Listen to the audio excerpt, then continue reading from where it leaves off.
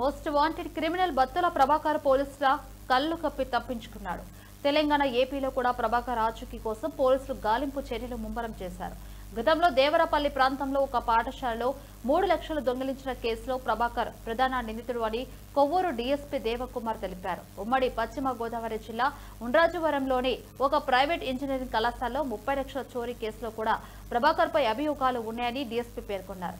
ప్రభాకర్ తప్పించుకుని 20 గంటలు గడిచినా ఎటువంటి ఆచూకీ లభించకపోవడంతో ఈ కేసును పోలీసులు ఒక సవాల్గా తీసుకున్నారు. 15 మంది సీఐలు, 15 మంది ఎస్ఐలు, 17 బృందాలుగా ఏర్పడి డాగ్ స్క్వాడ్ సహాయంతో గాలింపు చర్యలు చేపట్టారు.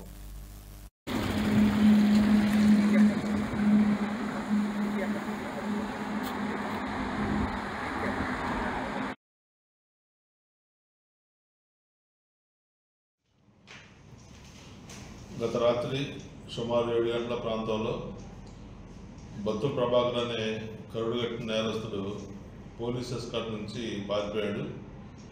ఇతనికి రాష్ట్ర వ్యాప్తంగా మన ఆంధ్ర, తెలంగాణ, అదే తమిళనాడు, కేరళలో కూడా కేసులు ఉన్నాయి. ఇతన్ని గత ఫిబ్రవరిలో హైదరాబాదు పోలీసులు అరెస్ట్ చేశారు. అప్పటి నుంచి వివిధ పోలీస్ స్టేషన్లో రిమాండ్కి వెళ్ళి రిమాండ్ ఖైదీగా ఉన్నాడు.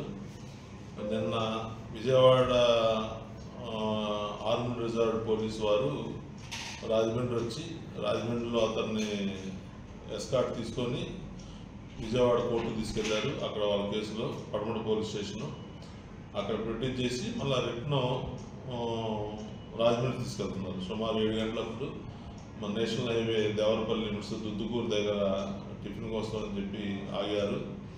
ఆగిన టైంలో అతను పోలీసు కస్టడీ నుంచి పారిపోయాడు. అతనితో పాటు మరొక 2 నేరస్తులు ఉన్నారు. వాళ్ళు బాగానే ఉన్నారు. మొత్తం 5 ఎస్కార్ట్ ఉన్నారు. 5లో ఇతని కోసం బత్తుల ప్రభాకర్ కోసం ఎక్స్క్లూజివ్గా 2 ఇచ్చారు.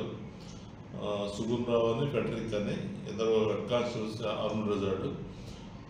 వాళ్ళిద్దరు కూడా వాళ్ళ నెగ్లిజెన్స్ వల్లనే ఇతను తప్పిపోవడానికి అవకాశం వచ్చింది.